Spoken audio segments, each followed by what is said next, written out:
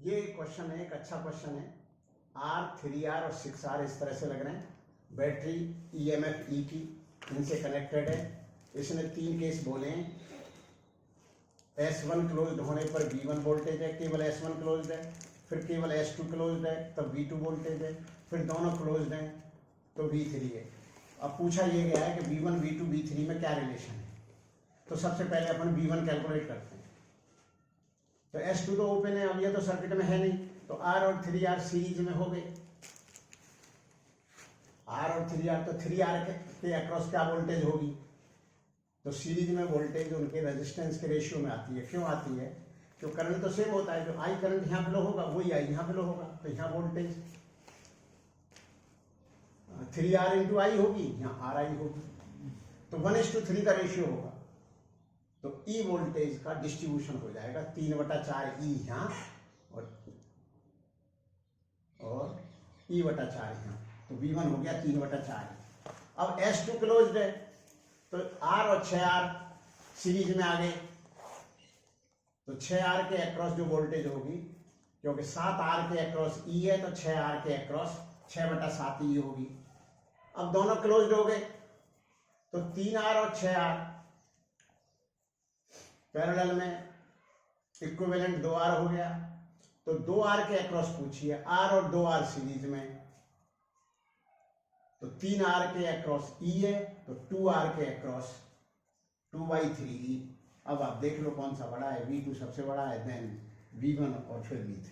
बंद लीजिए। हाँ, ये एक प्रॉब्लम है कि एक्चुअल में एक कोई पोटेंशियोमीटर वायर है जो कि L लंबाई का है। इसको कोई जो प्राइमरी सर्किट कहलाता है ये इतना, और जिसको कंपैरिजन करते हैं इधर वाला कहलाता है सेकेंडरी सर्किट। ये गैल्वेनोमीटर है। ये पोटेंशियोमीटर वायर की एक खास बात होती है कि यूनिफॉर्म क्रॉस सेक्शन एरिया का होता है। ऐसा क्यों होता है, इसके पीछे कारण ये है कि अगर एरिया चेंज होगा तो पर यूनिट लेंथ जो पोटेंशियल डिफरेंस होगा वो अलग अलग होगा। तो हमें पोटेंशियोमीटर वायर में वो जो है potential per unit length same रहना चाहिए। इसमें करते क्या है कि एक जो है जो गिवन जो पोटेंशियल डिफरेंस या EMF ऑफ द सेल, उसको बैलेंस करते हैं on the potential created in the potentiometer wire. अब इसमें यह कह रखा था कि E0 इसका कि कोई सेल L/3 पे बैलेंस हो रहा है। अगर पोटेंशियोमीटर वायर की लंबाई बढ़ा दी जाए तो वही सेल अब कितने पे बैलेंस होगा, बढ़ा करके L की जगह 3L/2 कर दी जाए, तो अब L/3 की जगह वो कितनी लंबाई पे बैलेंस होगा। प्रॉब्लम ये है। तो इसमें एक बड़ी इंपॉर्टेंट चीज होती है पोटेंशियल ग्रेडियंट। पोटेंशियल ग्रेडियंट क्या होता है,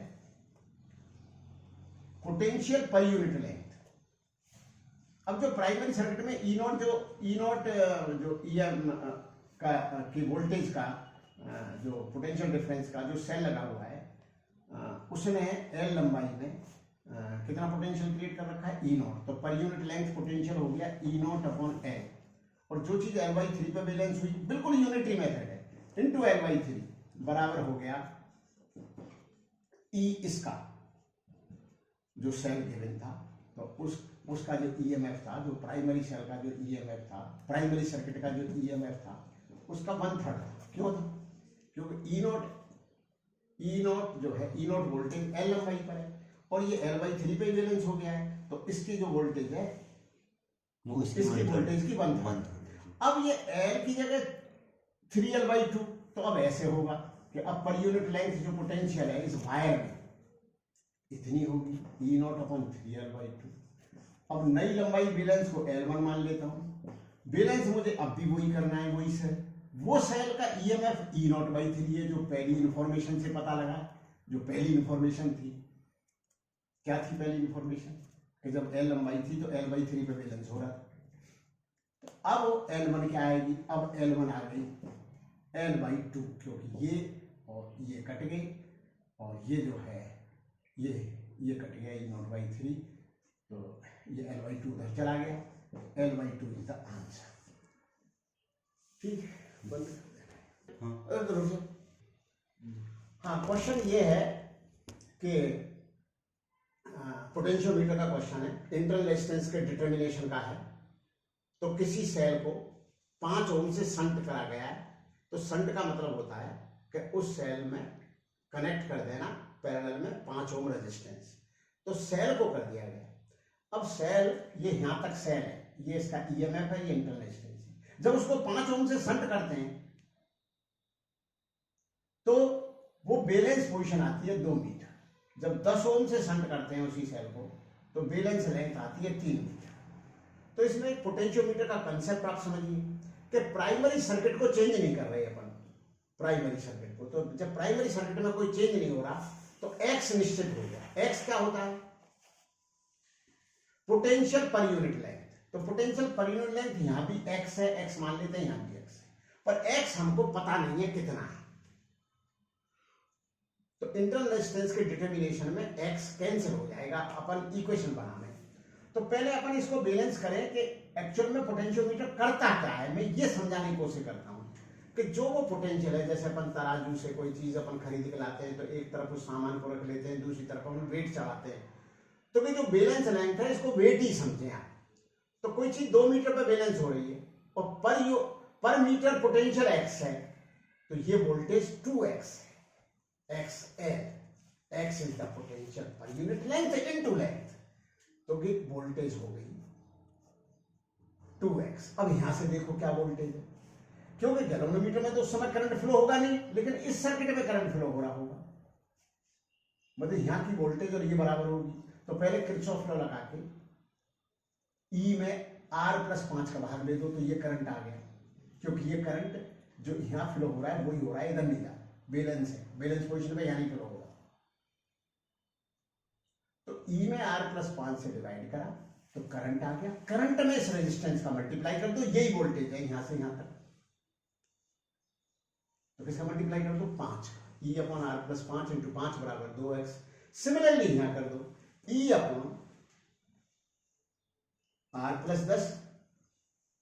× 10 बराबर 3x। नाउ डिवाइड, सॉल्व करने के बाद R का मान 10 ओम आ गया, जो इंटरनल रेजिस्टेंस। बंद कर दो। हाँ, एक प्रॉब्लम है कि अपने को एक पोटेंशियोमीटर वायर है, उस वायर की रेजिस्टिविटी दे रखी है, क्रॉस सेक्शनल एरिया दे रखा है, और उसमें जितना करंट फ्लो कर रहा है वो दे रखा है, और पोटेंशियल ग्रेडियंट पूछा है। तो इसको फार्मूला तो डायरेक्ट I/ρ/A है, पर लेकिन मैं इसको समझाना चाह रहा हूँ आप लोगों को कि ये पोटेंशियल ग्रेडियंट का ये फार्मूला क्यों है। एक्चुअल में वायर है, इसमें आपने करंट पास करा, तो किन्हीं 2 पॉइंट्स के बीच जो अगर पोटेंशियल डिफरेंस निकालेंगे तो वो काय के बराबर होगा? ओम्स लॉ से, करंट इनटू रेजिस्टेंस। अब रेजिस्टेंस हम जानते हैं, किसी वायर का रेजिस्टेंस अगर क्रॉस सेक्शनल लेंथ के प्रोपोर्शनल होता है रेजिस्टेंस, और क्रॉस सेक्शनल एरिया के इनवर्सली प्रोपोर्शनल होता है। तो रेजिस्टेंस होता है प्रोपोर्शनल टू L/A। वायर की लंबाई बढ़ाते जाओगे रेजिस्टेंस बढ़ता जाएगा, वायर का क्रॉस सेक्शनल एरिया बढ़ाते जाओगे रेजिस्टेंस घटता जाएगा। इसको मैं दैनिक जीवन से भी आपको समझा सकता हूं।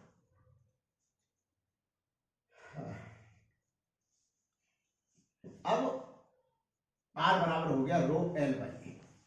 तो पोटेंशियल डिफरेंस क्या हुआ? I करंट पास होने से L लंबाई के वायर में, current into resistance of the wire, resistance of the wire ρL/A। तो पोटेंशियल पर यूनिट लेंथ क्या हुआ? लेंथ का भाग देते हो, तो I/ρ/A। रो डिपेंड करता है मटेरियल ऑफ द वायर, कि जो वायर है लोहे का है, सोने का है, चांदी का है, कॉपर का है, किसका है। तो मटेरियल बताते ही रेजिस्टिविटी निश्चित है, तो इसमें रेजिस्टिविटी भी दे रखी है, क्रॉस सेक्शनल एरिया भी वायर का दे रखा है, और कितना करंट पास करा है उस वायर से वो भी दे रखा है। इनका बस कर लीजिए, पोटेंशियल ग्रेडियंट आ गया। फिर अभी मैं आपसे कह रहा था कि मैं ये समझा सकता हूँ कि ऐसा क्यों होता है। आप दैनिक जीवन में भी देखोगे कि आपको काफी दूर जाना है, दूरी बढ़ गई, तो आपके दिमाग में आएगा अरे यार इतनी दूर जाना है, तो बाधाएं बढ़ गई, रेजिस्टेंस बढ़ गया। फिर सड़क पतली करते चले जाओ तो भी आप कहोगे ये तो ज्यादा बाधा है, ऐसी सकड़ी गलियों से जाएंगे। अब आप एक काम करते हैं, चौड़ी सड़क और जरा सी दूर जाना है तो आप कहोगे अरे पास में तो जाना है, तो लेंथ पास होने से रेजिस्टेंस कम होगा। चौड़ी सड़क है, अरे अच्छी सड़क है यार, जरा सी दूर जाना, अच्छी सड़क है, जरा सी देर में पहुंच जाएगी। तो क्रॉस सेक्शनल एरिया बढ़ाने से करंट के फ्लो होने में बाधा कम होती जाती है, रेजिस्टेंस कम होता जाता है अगर क्रॉस सेक्शनल एरिया बढ़ता है और लेंथ बढ़ती जाए।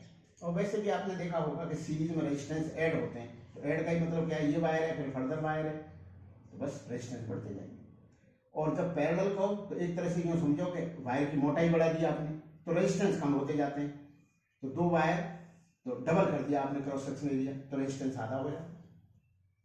ये आर का है और ये आर का है, तो एक तरह से आप ये समझो कि एक ही वायर था डबल क्रॉस सेक्शन एरिया, तो रेजिस्टेंस आधा था। और पैरेलल में आप देखते हो तो रेजिस्टेंस आधा ही हो जाता है अगर दो पैरेलल में होते हैं।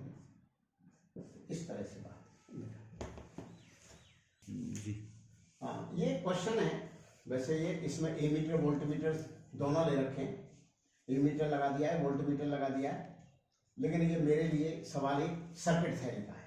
तो इसने ये कहा है कि 3.4 वोल्ट का एक सेल है जिसका इंटरनल रेजिस्टेंस 3 ओम है, उसको कनेक्ट कर दिया गया 100 ओम रेजिस्टेंस और एक ए मीटर से जिसका रेजिस्टेंस 2 ओम है।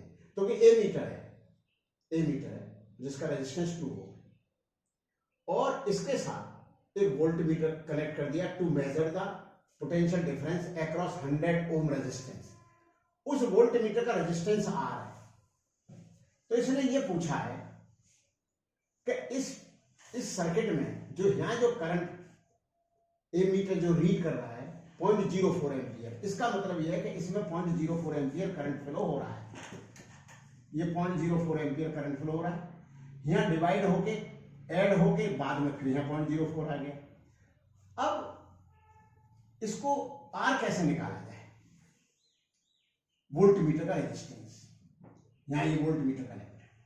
तो इसने 3 बातें पूछी, रेजिस्टेंस और वोल्ट मीटर की रीडिंग, क्या रीडिंग कर रहा होगा, और अगर वोल्ट मीटर आइडियल होता तो वोल्ट मीटर में क्या रीडिंग आती। 3 बातें, पहली रेजिस्टेंस ऑफ वोल्ट मीटर, दूसरी वोल्ट मीटर रीडिंग, तीसरी अगर वोल्ट मीटर आइडियल होता तब क्या। जब आइडियल होता तो ठीक है, तो उसको डील कर लेते, फिर उसको अपने को ये करंट देने की जरूरत नहीं पड़ती। जो आइडियल वोल्ट मीटर दे दिया, आइडियल वोल्ट मीटर का मतलब रेजिस्टेंस तो दे दिया इनफाइनाइट, फिर करंट हम बताएंगे। अब मैं इसको, अभी तक तो मैंने प्रॉब्लम बताई है, अब मैं इसको बताता हूं कैसे करेंगे। तो एक्चुअल में ये आर डिटरमाइन करने के लिए यहां पर एक करंट कैलकुलेट करो, लेकिन 100 और आर तो पैरेलल में है, तो इनका एक रेजिस्टेंस कर लो 100 into R upon 100 plus R parallel में। तो नेट रेजिस्टेंस हो गया सर्किट का 3 प्लस ये 100 into R upon 100 plus R plus 2, और 3.4 में भाग दे दो क्योंकि V बराबर आएगा, तो 3.4 वोल्ट EMF है, तो इसमें भाग दे दो 3 plus 2 plus 100 into R upon 100 plus R, series में हो गए तीनों, बराबर लिख दो 0.04 एम्पियर, कुछ मत लिखो एम्पियर, ये करो, इससे आर का मान आ जाएगा। फिर इसने पूछा, क्योंकि ये करंट आ गया, इसने पूछा इसके अक्रॉस पोटेंशियल वोल्ट मीटर क्या रीड करेगा, तो वोल्ट मीटर तो ये रीड करेगा 100 R upon 100 plus R into 0.04, ये रीड करेगा, क्योंकि 0.04 एम्पियर ही तो यहाँ करंट फ्लो हो रहा है, ये दोनों रेजिस्टेंस हो गए एक हो गए, एक होने पर क्या माना जाएगा 100 into R upon 100 plus R. तो आप बोलोगे वो तो इसके अक्रॉस वोल्टेज पड़ रहा है, हाँ, तो या तो आपको ये करना पड़ेगा कि इस 100 ओम गुणा इसमें करंट, या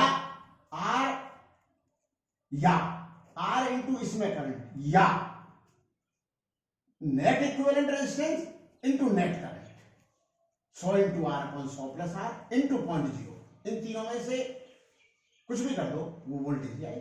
100 इंटू इसमें बहने वाला करंट, तो वो करंट मुझे निकालने पड़ते, तो उनकी मुझे जरूरत है नहीं। हाँ, ये पूछे कि इसमें करंट कैसे निकालेंगे, तो वो मैं आपको अभी बताऊंगा। क्योंकि मेरा पर्पज सवाल बताना नहीं होता, मेरा पर्पज होता है स्टूडेंट्स के कंसेप्ट बनाना। तो यहां 0.04 एम्पियर है, तो इस इक्वेशन के द्वारा, इसके द्वारा आर आ जाएगा। तो चलो आर आ गया, मान लिया हमें आर नोन है। तो अब इसमें करंट क्या होगा, अब ये दोनों पैरेलल में, तो जब पैरेलल में होते हैं तो करंट का डिवीजन उनके रेजिस्टेंस के इनवर्स रेशियो में होता है। इसमें करंट बताना है, तो जो यहां करंट है, फिर कोई स्टूडेंट पूछेगा ये कहां से बताते रहते हैं कि इनवर्स रेशियो में। अरे भैया तुम भी बता सकते हो, कैसे, पैरेलल में पोटेंशियल डिफरेंस सेम है। तो ये चीज R1 है और ये R2 है, ये I1 है और ये I2 है। तो ये तो आप जानते ही हो ना कि I1 R1 बराबर I2 R2, ये भी है। तो ये I1 जो होगा वो क्या होगा, वोल्टेज सेम है, तो I1 होगा V/R1, और I2 क्या होगा, I2 क्या होगा V/R2। तो साफ दिख तो रहा है कि जो करंट है उनके रेजिस्टेंस के इनवर्स रेशियो में है। लेकिन केवल दो ही रेजिस्टेंस हो तो आप उल्टा गुणा कर दो, फिर स्टूडेंट क्या कहेगा कि ये तो जल्दी जल्दी बताते, तो मत करो, इनवर्स रेशियो ही रहने दो, आपके खुद ही दिमाग में आ जाएगा। क्या, मुझे इसमें चाहिए, और यहां 0.04 है, तो 0.04 into 1/R upon 1/R plus 1/100, ये करूंगा। अभी तो बताया क्या कि जो करंट होता है, इसमें करंट निकालना है तो इनवर्स रेशियो में है, तो इनमें जो करंट है 1/R और 1/100 के रेशियो में है। इसमें निकालना है तो 1/R का गुणा होगा और इन दोनों के जोड़ का भाग होगा। बोला हमें तो इसमें निकालना है, तो यहां पर 1/100 का गुणा होगा। तो करंट कैसे होता है पैरेलल में, रेजिस्टेंस के इनवर्स रेशियो, ये यहां से आ जाती है क्योंकि V से होती है। तो I1 में R1 नीचे आ रहा है और I2 में R2 नीचे आ रहा है, तो रेजिस्टेंस का इनवर्स रेशियो में आता है। जो रेजिस्टेंस जिधर ज्यादा होगा उधर करंट कम फ्लो होगा। तो दो के लिए तो स्टूडेंट ऐसे कर सकता है कि अगर इसमें करंट पूछे तो उसके रेजिस्टेंस का मल्टीप्लाई करें, दोनों के जोड़ का भाग दे दो। यहां से भी आप यही देखोगे। चलो ये आप खुद ही कर दो कैलकुलेशन। तो यहां वोल्टेज हम तीन तरह से निकाल सकते हैं, net current into net resistance, या इसमें करंट इंटू इसका रेजिस्टेंस, या इसमें करंट इंटू इसका रेजिस्टेंस। फिर इसने पूछा कि अगर आइडियल वोल्टमीटर होता है तो ये R होता है इनफाइनाइट। इनफाइनाइट का मतलब हवा है बीच में, और हवा का कभी लेते ही नहीं हो, तो इन्फिनिटी और 100 का पैरेललिज्म 100 ही बैठेगा, क्योंकि पैरेलल में 1/∞ प्लस 1/R बराबर 1/R इक्विवेलेंट, तो 1/∞ 0 हो गया, तो R इक्विवेलेंट खुद 100 ही है। हवा तो हमेशा कनेक्टेड रहती है, तो हवा का रेजिस्टेंस तो इनफाइनाइट। अब बोलोगे अब कैसे वोल्टेज बताना, जो वोल्टमीटर लगा रखा है इनफाइनाइट रेजिस्टेंस, तो अब क्या दिक्कत है 3.4 में 105 का भाग दे दो और 100 मल्टीप्लाई कर दो, इसके अक्रॉस वोल्टेज मिल गई बस, क्योंकि 100 के साथ जो कुछ है ही, इसका भाग दे दो 3.4 में। अब ये करंट को बताने का इसको अधिकार नहीं, क्योंकि वो तो रेजिस्टेंस इनफाइनाइट। ये हो कुछ, तो ये एक प्रॉब्लम है और ये काफी अच्छी प्रॉब्लम है, सर्किट थ्योरी की है। इसने क्या काम करा है कि 1.4 वोल्ट की एक सेल है और उसका इंटरनल रेजिस्टेंस 2 ओम है, एक वोल्ट एक जो है रेजिस्टेंस जो है आर रेजिस्टेंस का वोल्टमीटर है, और 100 ओम यहां मान लो 100 ओम, और R वोल्ट का जो रेजिस्टेंस वो है वोल्टमीटर, वो कनेक्ट कर दिया to read voltage. 100 ohm resistance के अक्रॉस कितनी वोल्टेज है ये रीड करने के लिए एक वोल्टमीटर लगा दिया गया पैरेलल में। वोल्टमीटर हमेशा पैरेलल में लगते हैं। पैरेलल में क्यों लगते हैं कि वोल्टेज का मतलब पोटेंशियल डिफरेंस हमेशा किन्हीं भी दो पॉइंटों के बीच में होता है। और ए मीटर सीरीज में लगते हैं, क्योंकि ए मीटर का होता है कि पानी पर सेकंड क्या फ्लो हो रहा है, करंट पर सेकंड क्या फ्लो हो रहा है, किसी नाली में करंट कितना फ्लो हो रहा है। तो वो जो किसी नाली में अगर हम करंट की करंट मतलब चार्ज पर यूनिट टाइम चाहिए, तो फिर वो सीरीज में तो होगा ये मीटर कि उस नाली में उस ब्रांच में करंट कितना है, चार्ज पर यूनिट टाइम कितना है। तो मैं इधर उधर की बातें करके समझाने की कोशिश करता हूँ बच्चों को। यहाँ मैंने पानी का फ्लो तो सीरीज ही तो होगा, और हाइट लेवल डिफरेंस पानी का क्रिस्टल की है तो वो वोल्टमीटर से मतलब जो भी होता होगा वहां पर उससे रीड करेगा। ये था सवाल। यहाँ इसकी वोल्टेज दे दी इसने 1.1 वोल्ट करी है वोल्टमीटर ने रीड, और करंट भी दे दिया। फिर इसने ये पूछा कि एमीटर तो सही है कि वोल्टमीटर कितना गलत पड़ रहा है, एरर क्या है, एरर। तो क्यों ऐसा क्यों कहा उसने? इसलिए कहा कि ये पैरामीटर उसने दे दिया और एमीटर सही है, तो वोल्टेज तो हम बता देते हैं ना, और आर भी बता देते हैं। क्योंकि अपन कैसे बताते हैं वो मैं बता दूं कि 1.4 में इन सबको सीरीज में लेके पहले डिवाइड कर दो।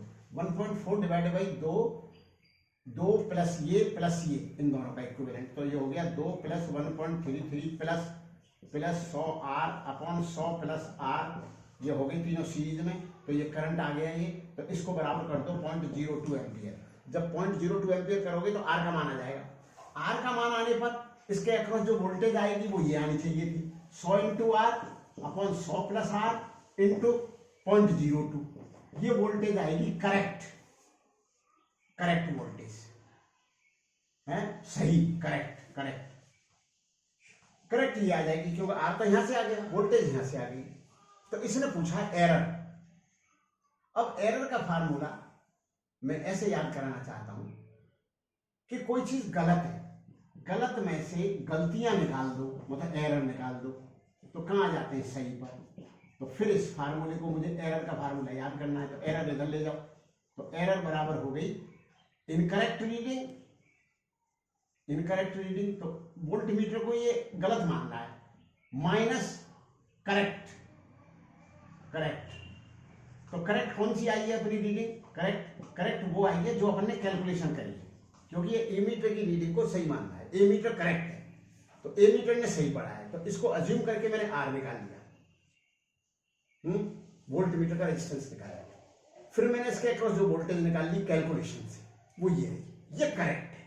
इस करेक्ट को घटा दो जो वोल्टमीटर ने रीड करी, तो ये साइन के साथ एरर आ जाएगी।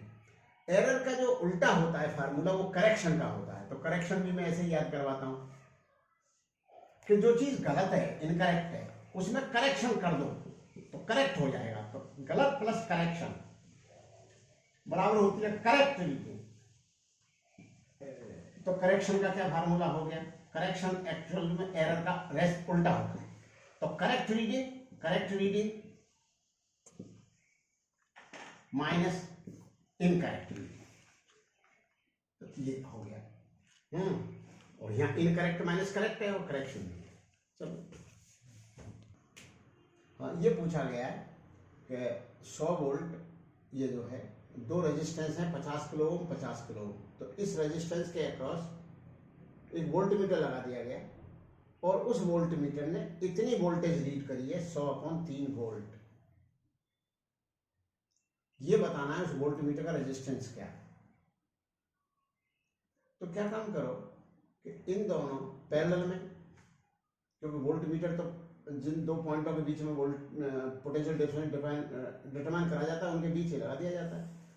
तो वोल्ट मीटर हमेशा पैरेलल में लगेगा, जिस रेजिस्टेंस के अक्रॉस अपने को पोटेंशियल डिफरेंस चाहिए पैरेलल में लगेगा। ए मीटर हमेशा जिस ब्रांच में करंट चाहिए उस ब्रांच को तोड़ करके ए मीटर लगा देते, तो उसका फ्लो होने वाला पानी, फ्लो होने वाला करंट वो रीड कर देता है। आइडियल ए मीटर के रेजिस्टेंस होने चाहिए 0 और आइडियल वोल्ट मीटर का रेजिस्टेंस इनफाइनाइट। तो आइडियल दुनिया में कुछ होता ही नहीं। तो आइडियल ए मीटर पर, लेकिन अगर उसने क्वेश्चन में दे दिया है कि आइडियल ए मीटर है तो आपको रेजिस्टेंस उसका 0 मानना है, और वोल्ट मीटर बता दिया है कि आइडियल वोल्ट मीटर है तो आपको रेजिस्टेंस उसका इनफाइनाइट मानना है। तो ये है। तो अब इसके अक्रॉस वोल्टेज 100/3 है, तो इसके अक्रॉस अपन वोल्टेज कैसे निकालें? तो पहले क्या काम करें, इस सर्किट को इक्विवेलेंट रेजिस्टेंस निकालना है। तो 50 और R पैरेलल में, तो 50 into R upon 50 plus R equivalent resistance हो गया। ये प्लस ये सीरीज में, तो ऐड कर दो तो इक्विवेलेंट रेजिस्टेंस हो गया इस सर्किट के लिए, मतलब इन सबको इकट्ठा करके ये हो गया ऐड 100 में इसका भाग दे दो, इक्विवेलेंट रेजिस्टेंस का करंट आ गया, करंट में इस रेजिस्टेंस का मल्टीप्लाई कर दो जो ये इक्विवेलेंट रेजिस्टेंस है, तो करंट इनटू ये रेजिस्टेंस इक्विवेलेंट बराबर पोटेंशियल डिफरेंस 100/3, तो आर की वैल्यू आ गई। अब ये आर की वैल्यू, अब हम एक बात और बता रहे थे कि हमें ये जो करंट जो अगर ये वोल्टेज दे करके अगर अपने को केवल करंट पूछता तो इसका शॉर्ट मेथड भी है, क्योंकि अगर ये वोल्टेज प्लस ये वोल्टेज बराबर 100, मतलब वोल्टेज एक तरह से आप जो समझो जो सीढ़ी चढ़ रहे हो, तो यहाँ आप 100/3 चढ़े, अब यहाँ कितना चढ़े, तो आप इस रास्ते से देखो किरचॉफ लॉ से, इस रास्ते से आप 100 वोल्ट चढ़ते हो, तो यहाँ से अगर यो जाओगे तो भी 100 ही चढ़ोगे, तो यहाँ 100/3 वोल्ट है, तो यहाँ 200/3 वोल्ट है, तो 200/3 वोल्ट 50 किलो ओम रेजिस्टेंस के अक्रॉस है, voltage potential difference between the 2 points होता है पोटेंशियल डिफरेंस, तो इन पॉइंटों के बीच में 200/3 है, तो 200/3 में आप जो है भाग दे दो 50 किलो ओम का, 50 किलो ओम के ओम बना लो, तो 50 × 10⁻3, तो इतने एम्पियर करंट आ गया, बस इतने एम्पियर करंट फ्लो हो रहा। अब ये करंट इन दोनों ब्रांचेस में डिवाइड हो जाएगा, ये डिवाइड हो जाएगा, तो अब आप देखिए कि ये 100/3 है और ये 200/3 है, ये वोल्टेज, तो कि 100/3 है, तो यहां से भी आइडिया हो जाता है कि इसको इकट्ठा करने पर वोल्टेज, ये वाली जो वोल्टेज है वो इस वाली वोल्टेज की आधी है, और करंट सेम माना जाएगा, इनको इकट्ठा करने पर करंट सेम माना जाएगा, क्योंकि ये तो फिर एक बन जाएगा ना, इतने का 50R 50 + R का एक बन जाएगा, तो 50R प्लस 50 + R, तो इसके अक्रॉस जो पोटेंशियल डिफरेंस है वो इसका आधा है, और करंट सेम है, तो ये रेजिस्टेंस भी आधा है इसका 50 का, तो ये रेजिस्टेंस 25 है। 25 तभी होगा जब 50-50 दो पैरेलल में लग रहे होंगे, तो ये 25 आ जाएगा, 50 × 50 / 50 + 50, तो 50 × 50 / 100, तो ये 25 हो गए इक्विवेलेंट, ये 25 है तो ये 50 है, तो ये भी 50 है। अब यहां भी आप इसको सॉल्व करोगे, 100 इतना इंटू इतना बराबर 100/3 करोगे, तो आर का मान 50 आ रहा है। तो ऐसे ये ओरल भी हो सकता है, लेकिन थोड़ा दिमाग लगाना पड़ेगा। क्या दिमाग लगाना पड़ेगा कि सीरीज में पोटेंशियल डिवाइड होता है, सीरीज में जो पोटेंशियल डिवाइड होता है उनके रेजिस्टेंस के प्रोपोर्शनल होता है। ऐसा क्यों होता है? क्योंकि सीरीज में करंट सेम रहता है और पोटेंशियल डिफरेंस IR होती है। पैरेलल में क्या होता है? पैरेलल में पोटेंशियल डिफरेंस तो सेम होता है, पैरेलल है। अब ये एक मकान है, फिर एक दूसरा मकान है, वही छत की ऊंचाई है, तो सब ये पैरेलल में हो गए, और एक के ऊपर एक फ्लैट है। अब किसी की हाइट कम या ज़्यादा रख रहे हो तो रखते रहो, लेकिन हाइट ऐड होगी, इस फ्लैट की प्लस इस फ्लैट की प्लस इस फ्लैट की, वो सीरीज में हो गई, और एक के बराबर जो फ्लैट है वो पैरेलल में हो गई। तो पैरेलल में पोटेंशियल डिफरेंस सेम रहता है, और करंट उनके रेजिस्टेंस के इनवर्स रेशियो में होगा, क्योंकि करंट अगर किसी में निकालोगे I1 और I2, तो I1 होगा V/R1 और ये I2 होगा V/R2, क्योंकि V सेम है। फिर किसी ने कहा हमसे कि जी एक बात बताओ कि ये कैसे जल्दी जल्दी किया करें अपन। किसी ने पूछा 1 ओम 2 ओम 3 ओम, यहाँ करंट सप्लाई करा है 11 एम्पियर, तो हम इनका पहले इक्विवेलेंट रेजिस्टेंस निकालें, फिर एक एक में निकालें। इसका कोई डायरेक्ट मेथड है? हाँ बिल्कुल है। ये 11 एम्पियर करंट कैसे डिवाइड होगा? तो इसमें ये आपको बात याद करनी है कि पैरेलल में करंट डिवाइड होता है और PD सेम रहता है। सीरीज में एक के ऊपर एक मंजिल है तो PD ऐड होता है और करंट सेम रहता है, क्योंकि ब्रांच ही एक है, नाली एक है, कोई यहां तक है कोई यहां तक है। क्या क्या याद करा? सीरीज में करंट सेम और पोटेंशियल डिफरेंस उनके रेजिस्टेंस के रेशियो में। क्यों क्यों क्यों? इसलिए कि ये R1 है तो यहाँ पोटेंशियल IR1 है, ये R2 है तो यहाँ पोटेंशियल IR2 है, और यहाँ IR3 है। तो आपको दिख नहीं रहा कि यहाँ पर पोटेंशियलों का रेशियो, उनके रेजिस्टेंस का ratio IR1:IR2:IR3 is the R1:R2:R3। तो सीरीज में करंट सेम, पोटेंशियल डिस्ट्रीब्यूट होता है in accordance to their ratio of resistance. Parallel में PD सेम और करंट डिस्ट्रीब्यूट होता है। ये पानी 2 हिस्सों में बढ़ जाएगा, 3 होंगे तो 3 हिस्सों में बढ़ जाएगा, लेकिन जो पानी बटेगा वो रेजिस्टेंस के इनवर्स रेशियो में। आप कहोगे प्रूफ करो, तो प्रूफ बहुत आसान है। कैसे? यहाँ पर करंट होगा V/R1, यहाँ करंट होगा V/R2, यहाँ करंट होगा V/R3। तो करंटों का रेशियो हो गया 1/R1:1/R2:1/R3। अब यहाँ करंट मुझे बता दिया और पूछा इसमें क्या करंट है। बहुत सिंपल है, ये करंट इन रेशियो में डिवाइड हुआ है। अगर आपसे कोई पूछे कि 9 लाख की संपत्ति है, 1:2:3 के रेशियो में डिवाइड करो, तो आप क्या करोगे? यहाँ तो आप यूं ही कर लोगे, क्योंकि संपत्ति की बात आ गई, पैसे से सबको लगा हुआ है। तो क्या करोगे?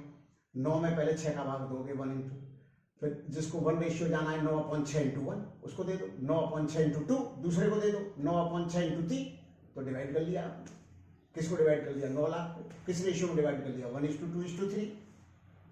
तो यहाँ कैसे करंट डिवाइड करोगे? ये 11 एम्पियर ऐसे होगा, 11 तो मैं 1 ओम में करंट चाहिए, 11 × 1/1 डिवाइड बाई 1/1 + 1/2 + 1/3, क्योंकि इनके करंट का रेशियो यही तो है, 1/1:1/2:1/3। आप बोलोगे मुझे 2 एम्पियर वाले में चाहिए, तो करो, तो 11 × 1/2 डिवाइड बाई 1/1 + 1/2 + 1/3। 3 एम्पियर 3 ओम वाले रेजिस्टेंस में 11 × 1/3/1/1 + 1/2 + 1/3। इन सबको जोड़ोगे आप तो 11 एम्पियर आ जाएगा। क्यों? 1/1 यहाँ ऐड हो गया, 1/2 ऐड हो गया, 1/3 ऐड हो गया, और नीचे डिनोमिनेटर में सब समान है, तो ऊपर भी क्या हो जाएगा? 1/1 + 1/2 + 1/3, ये दोनों कट जाएंगे, 11 का 11 एम्पियर आ जाएगा। तो मैंने आपको 2 कंसेप्ट बताए कि पैरेलल में करंट कैसे डिवाइड होता है, रेजिस्टेंस के इनवर्स रेशियो में, और वोल्टेज सेम रहती है। और सीरीज में मैंने आपको क्या बताने की कोशिश करी कि वो जो है वोल्टेज ऐड हो जाती है, और जो वोल्टेज तो ऐड हो जाती है और करंट सेम रहता है, और वोल्टेज जो डिवाइड होती है, क्योंकि वोल्टेज जो डिवाइड जो होती है वो रेजिस्टेंस के रेशियो में होती है। बस और बंद नहीं करा, ये चालू नहीं करा था।